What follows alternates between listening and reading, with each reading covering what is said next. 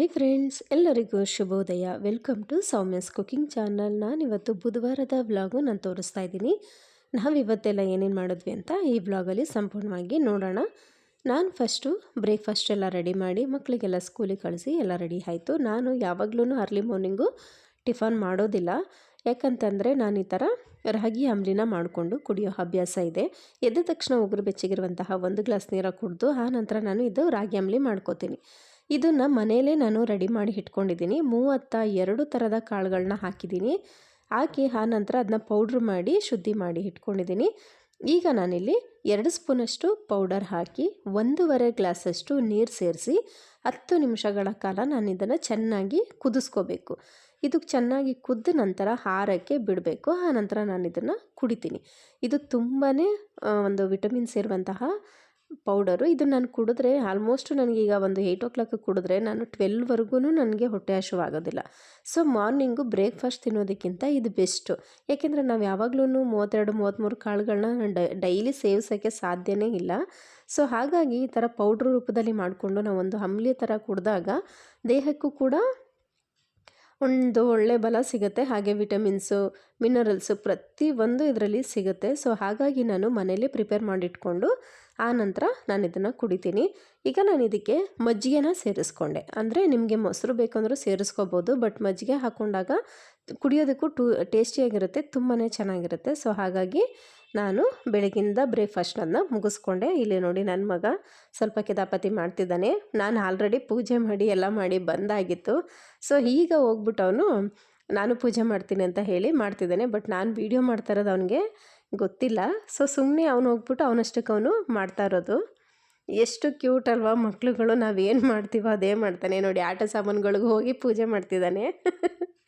ಈಗ ನಾನು ನೋಡ್ಬಿಟ್ಟ. ಸೊ ಹಂಗಾಗಿ ಹೊಡೋಗ್ಬಿಟ್ಟ. ನಾನಿವತ್ತು ಬ್ರೇಕ್ಫಾಸ್ಟ್ ಏನು ಮಾಡಿದೆ ಅಂತ ತೋರಿಸ್ತೀನಿ. ಇಲ್ಲಿ ನಾನು ಇವತ್ತು ಹಸಿ ಬಟಾಣಿ ಕಾಳನ್ನ ಬಳಸ್ಕೊಂಡು ಚಿತ್ರಾನ್ನ ಮಾಡಿದೆ. ಅದಕ್ಕೆ ನಾನು ಹೇಗೆ ಮಾಡಿದ್ದು ಅಂತ ಈಗ ನೋಡೋಣ. ನಾನಿಲ್ಲಿ ಒಂದು 3 ಸ್ಪೂನಷ್ಟು ಹಸಿ ತೆಂಗಿನಕಾಯಿ ತುರಿನ ಹಾಕ್ಕೊಂಡಿದ್ದೀನಿ ಮಿಕ್ಸಿ ಜಾರ್ಗೆ. ಹಾಗೆ ಸ್ವಲ್ಪ ಕೊತ್ತಂಬರಿ ಸೊಪ್ಪು, 2 ಹಸಿಮೆಣಸಿನ್ಕಾಯಿ, ಸ್ವಲ್ಪ ಕರಿಬೇವು, ಇದಿಷ್ಟು ಹಾಕ್ಕೊಂಡು ನೀಟಾಗಿ ನಾವು ತರ್ತರಿಯಾಗಿ ರುಬ್ಕೋಬೇಕು ಅಷ್ಟೇ. ತುಂಬ ನುಣ್ಣಗೆ ರುಬ್ಬೋ ಅವಶ್ಯಕತೆ ಇಲ್ಲ. ಸ್ವಲ್ಪ ತರ್ತರಿಯಾಗಿ ರುಬ್ಕೊಳ್ಳಿ. ನೀವು ಖಾರಕ್ಕೆ ಅನುಗುಣವಾಗಿ ಹಸಿಮೆಣಸಿನ್ಕಾಯಿನ ಯೂಸ್ ಮಾಡಿಕೊಂಡ್ರೆ ಆಯಿತು. ನಾನಿಲ್ಲಿ ಮಕ್ಕಳು ಸ್ವಲ್ಪ ಖಾರ ತಿನ್ನೋದಿಲ್ಲ, ಹಾಗಾಗಿ ನಾನು 2 ಮೆಣಸಿನ್ಕಾಯಿನ ಹಾಕ್ಕೊಂಡಿದ್ದೀನಿ. ಈಗ ರುಬ್ಬಿದ್ದು ಆಗಿದೆ. ಈಗ ಮಾಡೋದು ಹೇಗೆ ನೋಡೋಣ. ನಾನಿಲ್ಲಿ ಒಂದು ಪಾತ್ರೆ ಇಟ್ಕೊಂಡಿದ್ದೀನಿ. ಇದಕ್ಕೆ 2 ಸ್ಪೂನಷ್ಟು ಕುಕ್ಕಿಂಗ್ ಆಯಿಲ್ನ ಸೇರಿಸ್ಕೋತೀನಿ. ಆಯಿಲೆಲ್ಲ ಚೆನ್ನಾಗಿ ಬಿಸಿ ಆಗಬೇಕು. ಬಿಸಿ ಆದ ನಂತರ ನಾನಿಲ್ಲಿ 1/4 ಸ್ಪೂನಷ್ಟು ಸಾಸಿವೆ ಕೂಡ ಚೆನ್ನಾಗಿ ಚಿಟಪಟ ಅಂತ ಸಿಡಿಬೇಕು. ಆನಂತರ ಇಲ್ಲಿ ಒಂದು 1/4 ಸ್ಪೂನಷ್ಟು ಜೀರಿಗೆನ ಸೇರಿಸ್ಕೋತಾ ಇದ್ದೀನಿ. ಜೀರಿಗೆ ಆದಮೇಲೆ 1 ಸ್ಪೂನಷ್ಟು ಉದ್ದಿನಬೇಳೆ ನಿಮ್ಮ ಆಪ್ಷನ್ಸು, ಬೇಕಂದರೆ ಸೇರಿಸ್ಕೋಬೋದು, ಇಲ್ಲ ಕ್ಯಾನ್ಸಲ್ ಮಾಡ್ಬೋದು. ಸೊ ನಾನಿಲ್ಲಿ 1 ಸ್ಪೂನಷ್ಟು ಉದ್ದಿನಬೇಳೆನ ಸೇರಿಸ್ಕೋತಾ ಇದ್ದೀನಿ. ಆನಂತರ ಒಗ್ಗರಣೆಗೆ ಕರಿಬೇವು, ಇದಿಷ್ಟು ಹಾಕ್ಕೊಂಡು ಸ್ವಲ್ಪ ಬಾಡಿಸ್ಕೋಬೇಕು. ನಾನು ಹಸಿಮೆಣ್ಸಿನ್ಕಾಯಿನಾಗಲಿ ಬೇರೆ ಯಾವುದೇ ಮೆಣಸಿನ್ಕಾಯಿನೂ ನಾನು ಇದಕ್ಕೆ ಯೂಸ್ ಮಾಡ್ತಾಯಿಲ್ಲ, ಯಾಕೆಂದರೆ ಆಲ್ರೆಡಿ ರುಬ್ಬೋದಕ್ಕೆ ಹಾಕಿದ್ದೀನಿ. ಸೊ ಹಾಗಾಗಿ ನಾನು ಮೆಣಸಿನ್ಕಾಯಿ ಸೇರಿಸ್ತಾ ಇಲ್ಲ. ನಿಮ್ಗೆ ಆಪ್ಷನಲ್ಲು ಖಾರ ಬೇಕು ಅನ್ನೋರು ಇನ್ನೊಂದು ಸ್ವಲ್ಪ ಹಾಕೋಬೋದು. ಹಾಗೆ ಇಲ್ಲಿ 1 ಈರುಳ್ಳಿನ, ಮೀಡಿಯಮ್ ಸೈಜ್ ಈರುಳ್ಳಿನ ಸಣ್ಣದಾಗಿ ಕಟ್ ಮಾಡಿ ಇದನ್ನು ಕೂಡ ಇದಕ್ಕೆ ಸೇರಿಸ್ಕೊಂಡು ಒಗ್ಗರಣೆಯಲ್ಲಿ ಚೆನ್ನಾಗಿ ಬಾಡಿಸ್ಕೋಬೇಕು. ಈರುಳ್ಳಿದು ಹಸಿ ವಾಸನೆ ಹೋಗೋವರೆಗೂ ನಾವು ಚೆನ್ನಾಗಿ ಫ್ರೈ ಮಾಡ್ಕೋಬೇಕು. ಹಾಗೆ ರುಚಿಗೆ ಎಷ್ಟು ಬೇಕಷ್ಟು ಉಪ್ಪು ಸೇರಿಸ್ಕೊಂಡು ನೀಟಾಗಿ ಫ್ರೈ ಮಾಡ್ಕೋತಾ ಇದ್ದೀನಿ. ಈ ಥರ ಹುರಿಯೋದ್ರಿಂದ ಈರುಳ್ಳಿ ತುಂಬಾ ಚೆನ್ನಾಗಿ ಒಂಥರ ಟೇಸ್ಟ್ ಕೊಡುತ್ತೆ, ಹಾಗೆ ರುಚಿ ಅಂತ ಕೂಡ ಅನಿಸುತ್ತೆ. ಈಗ ನಾನಿಲ್ಲಿ ಹಸಿ ಬಟಾಣಿ ತೊಗೊಂಡಿದ್ದೀನಿ. ಅಂದರೆ 1 ಕಪ್ಪಷ್ಟು ನಾನು ಹಸಿ ಬಟಾಣಿ ತೊಗೊಂಡಿದ್ದೀನಿ. ಅದನ್ನು ಕೂಡ ಈಗ ನೀಟಾಗಿ ಹಾಕಿ ಒಗ್ಗರಣೆಯಲ್ಲಿ 1 ನಿಮಿಷಗಳ ಕಾಲ ಚೆನ್ನಾಗಿ ನಾವು ಬಾಡಿಸ್ಕೋಬೇಕು. ಆನಂತರ ಇಲ್ಲಿ ಅರಿಶಿನ, ನಾವು ಚಿತ್ರಾನ್ನ ಅಂದ ತಕ್ಷಣ ಅರಿಶಿನ ಹಾಕ್ತೀವಿ. ಸೊ ಹಾಗಾಗಿ ಇಲ್ಲಿ ನಾನು ಕೂಡ ಒಂದು ಸ್ವಲ್ಪ ಅರಿಶಿನ ಸೇರಿಸ್ಕೊಂಡೆ. ನೀಟಾಗಿ ಎಲ್ಲ ಮಿಕ್ಸ್ ಆದ ನಂತರ ನಾನು ರೈಸ್ನ ಮುಂಚೆನೇ ಮಾಡಿ ಇಟ್ಕೊಂಡಿದ್ದೀನಿ. ಸೊ ಹಾಗಾಗಿ ನಾನು ರೈಸ್ ಏನು ತೋರಿಸ್ಲಿಲ್ಲ. ಮತ್ತು ಇಲ್ಲಿ ರುಬ್ಬಿದಂತಹ ಕಾಯಿ ಮತ್ತು ಮೆಣಸಿನ್ಕಾಯಿ, ಕರಿಬೇವಿನ ಸೊಪ್ಪು, ಕೊತ್ತಂಬರಿ ಸೊಪ್ಪುದು ಅದು ರುಬ್ಬಿದ್ನೆಲ್ಲ ಮಿಶ್ರಣ, ಅದನ್ನು ಇದಕ್ಕೆ ಸೇರಿಸ್ಕೊಂಡು ನೀಟಾಗಿ ಮಿಕ್ಸ್ ಮಾಡ್ಕೋಬೇಕು. ಉಪ್ಪನ್ನ ನೀವು ಇನ್ನೊಂದು ಸರಿ ನೋಡಿ ಹಾಕ್ಕೊಳ್ಳಿ. ನಾನು ರೈಸ್ಗೂ ಸ್ವಲ್ಪ ಉಪ್ಪು ಹಾಕಿ ಬೇಯಿಸಿಟ್ಕೊಂಡಿದ್ದೀನಿ. ಸೊ ಹಾಗಾಗಿ ನಾನು ಸ್ವಲ್ಪ ಉಪ್ಪನ್ನೇ ಹಾಕಿ ನೀಟಾಗಿ ಮಿಕ್ಸ್ ಮಾಡ್ಕೊತಾ ಇದ್ದೀನಿ. ಈಗ ನೀಟಾಗಿ ಇದು ಕೂಡ ಫ್ರೈ ಆಗಿದೆ, ಏಕೆಂದರೆ ಎಲ್ಲ ಹಸಿ ಹಾಕಿದ್ವಿ. ಸೊ 1 ನಿಮಿಷಗಳ ಕಾಲ ನಾವು ಲೋ ಫ್ಲೇಮಲ್ಲಿ ಚೆನ್ನಾಗಿ ಅದನ್ನು ಹುರ್ಕೋಬೇಕು. ಆ ನಂತರ ನಾನು ಮಾಡಿಟ್ಕೊಂಡಂತಹ ರೈಸ್ನ ಇದಕ್ಕೆ ಸೇರಿಸ್ಕೊಂಡು ನೀಟಾಗಿ ಮಿಕ್ಸ್ ಮಾಡ್ಕೋತೀನಿ. ಮತ್ತು ಇದಕ್ಕೆ ನಾನಿಲ್ಲಿ ಅರ್ಧ ನಿಂಬೆಹಣ್ಣು ಕೂಡ ಸೇರಿಸ್ಕೋತೀನಿ, ಮತ್ತು ಲಾಸ್ಟಲ್ಲಿ ಸ್ವಲ್ಪ ಕೊತ್ತಂಬರಿ ಸೊಪ್ಪು ಇದಿಷ್ಟು ಹಾಕ್ಕೊಂಡು ನೀಟಾಗಿ ಮಿಕ್ಸ್ ಮಾಡಿದ್ರೆ ಒಂದೊಳ್ಳೆ ಹಸಿ ಬಟಾಣಿ ಚಿತ್ರಾನ್ನ ರೆಡಿ ಆಗುತ್ತೆ. ನಾವು ಎಲ್ಲ ಥರ ಚಿತ್ರಾನ್ನಗಳನ್ನು ಮಾಡ್ತೀವಿ. ಸೊ ಈ ಥರ ಮಾಡಿದಾಗ ಇದು ಒಂಥರ ಡಿಫ್ರೆಂಟ್ ಅಂತ ಅನಿಸುತ್ತೆ. ಹಾಗೆ ಮನೆಯವರು ಕೂಡ ಇಷ್ಟಪಟ್ಟು ತಿಂತಾರೆ.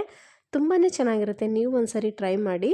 ನಾನಿಲ್ಲಿ ತೋರಿಸ್ತಾ ಇರುವಂತಹ ಅಡುಗೆ ಬಂದು ಎಷ್ಟು ಜನಕ್ಕೆ ಅಂತ ಅಂದರೆ ಒಂದು 4ರಿಂದ 5 ಜನಕ್ಕೆ ಆಗುವಷ್ಟು.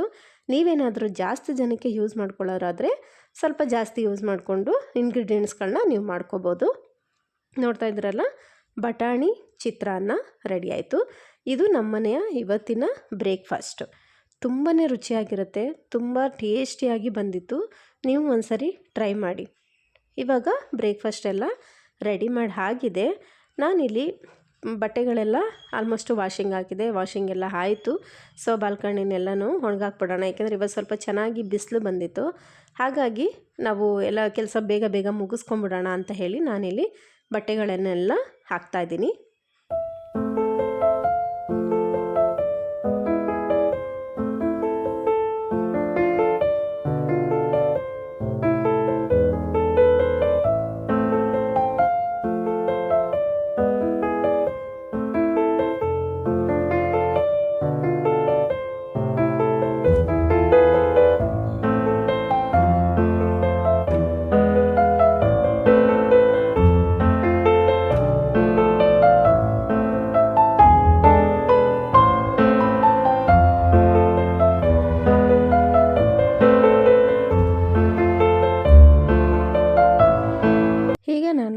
ನೆನ್ನೆ ವಾಶ್ ಮಾಡಿದಂತಹ ಬಟ್ಟೆಗಳನ್ನೆಲ್ಲ ಇವಾಗ ಮಡಚಿ ಇಟ್ಬಿಡೋಣ ಅಂತ ಹೇಳಿ ಇಲ್ಲೆಲ್ಲ ತೊಗೊಂಬಂದು ಮಡಚ್ತಾ ಇದ್ದೀನಿ. ನನ್ನ ಮಗ ಕೂಡ ನೋಡಿಬಿಟ್ಟು ಅಮ್ಮ ನಾನು ಮಡಚಿಲ್ಲ ಅಂತ ಇದ್ದ.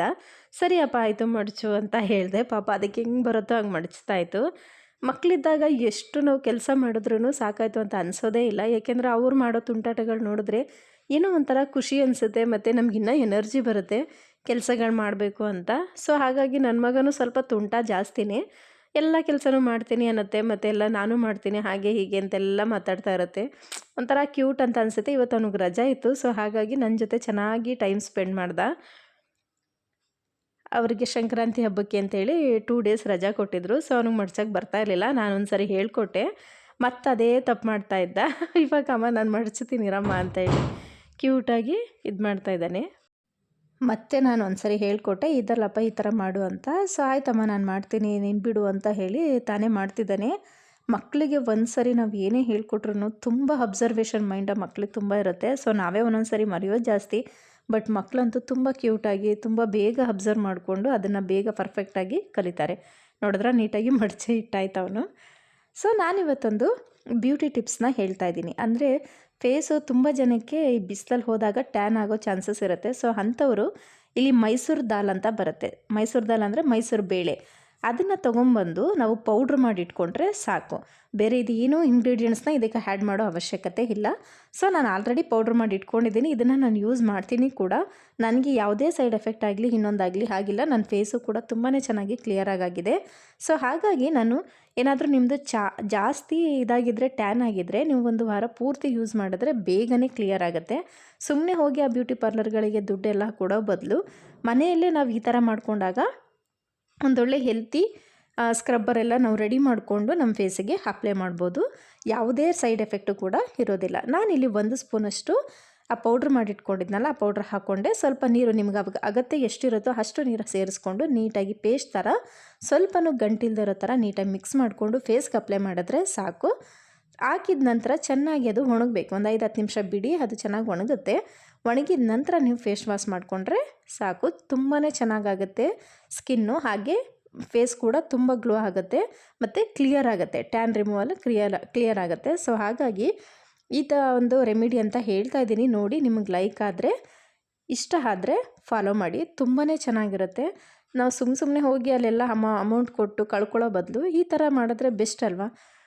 ಇದು ಯಾವುದೇ ರೀತಿ ಸೈಡ್ ಎಫೆಕ್ಟು ಇಲ್ಲ. ಬರೀ ಪೌಡ್ರ್ ಮಾಡಿ ಇಟ್ಕೊಂಡ್ರೆ ಸಾಕು. ಇವತ್ತಿನ ವ್ಲಾಗು ಕಂಪ್ಲೀಟ್ ಆಗಿದೆ ಫ್ರೆಂಡ್ಸ್. ಮತ್ತೆ ನೆಕ್ಸ್ಟ್ ವಿಡಿಯೋದಲ್ಲಿ ಸಿಕ್ಕೋಣ ಅಂತ ಹೇಳ್ತಾ ಟೇಕ್ ಕೇರ್.